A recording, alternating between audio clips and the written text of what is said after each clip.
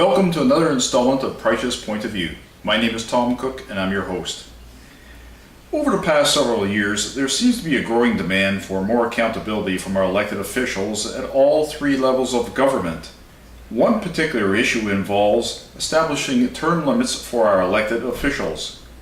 Joining me now is Mr. Paul Preikschas, candidate for council in Ward 10 for the City of Mississauga's October 27th municipal election. Welcome, Paul, and how are you this evening? Great, thanks, Tom. How are you? Terrific, thank you for coming.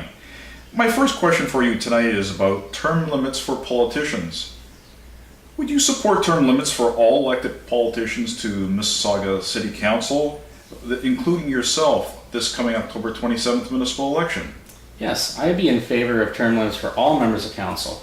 It is important that members of council encourage fresh blood with new and creative ideas instead of the desire to become a career politician and continue with the same old way of doing things.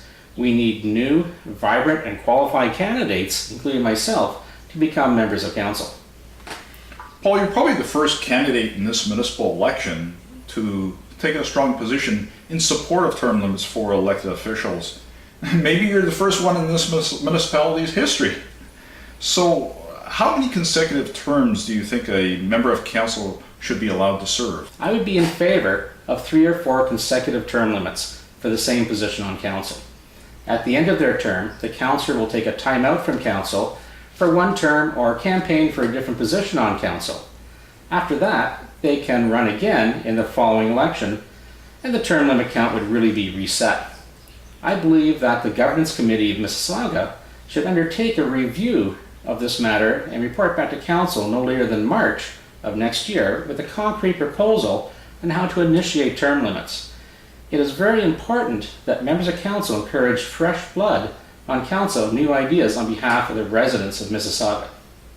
And Paul, let's be realistic here. There's going to be politicians at all 3 levels of government, including Mississauga Council, that won't support the concept of term limits for the positions that they hold.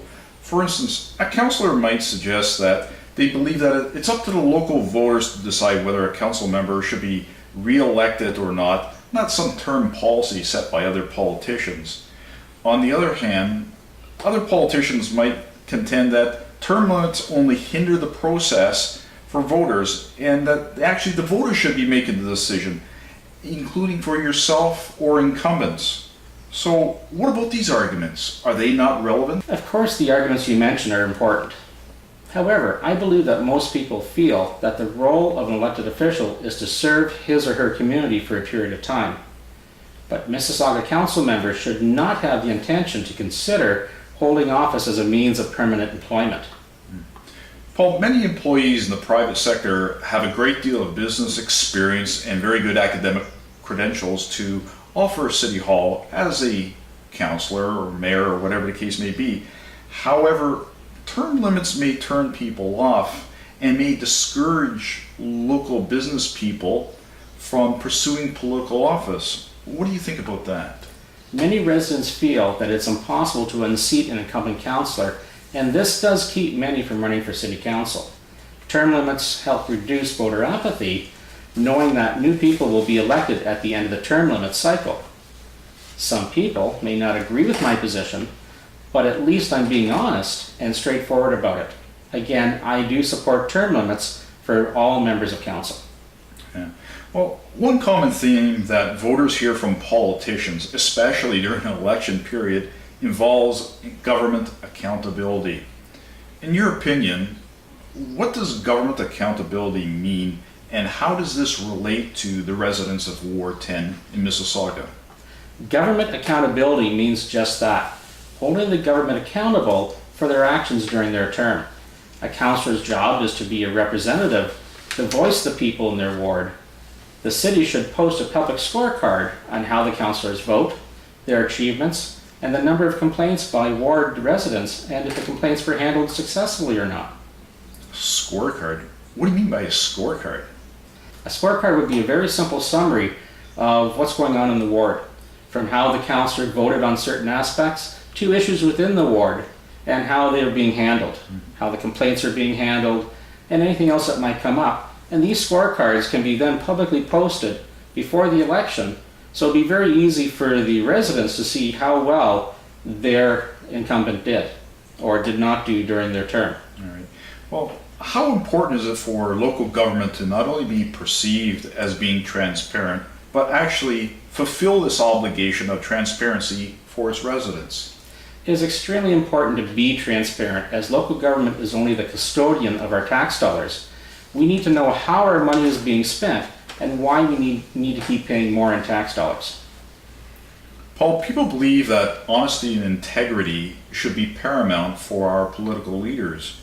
However, the perception by many people is that once in power, politicians do whatever they want in their best interest, and that's one of the main reasons why people are so skeptical about politicians at all three levels of government, and why people have become reluctant over the last several years to vote at election time.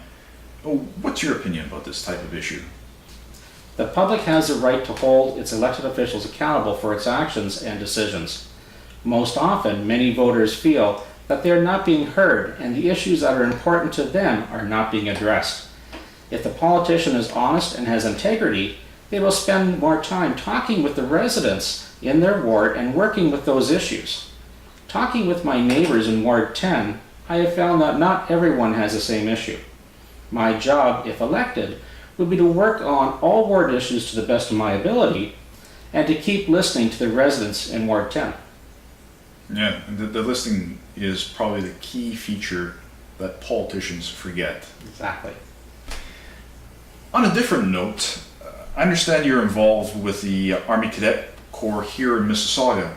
Can you share with me some information about the Corps? I've been working with the Cadet program for over 20 years. I have found that sharing of information has helped to alleviate conflicts with cadets, parents, and staff.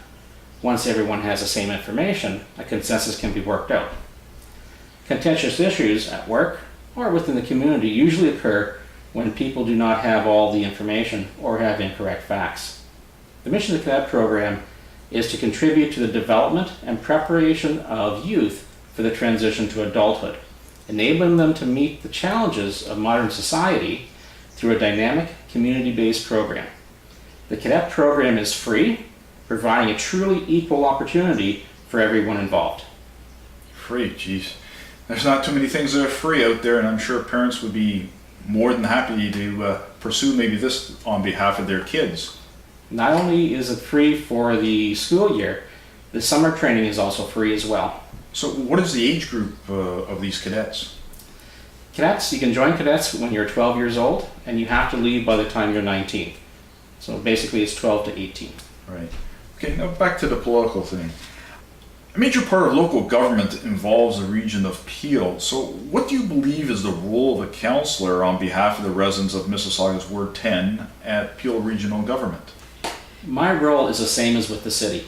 Representing the residents of Ward 10 at Peel Regional Council, our tax dollars are being used, and I need to make sure that those tax dollars are being used responsibly and in an effective way.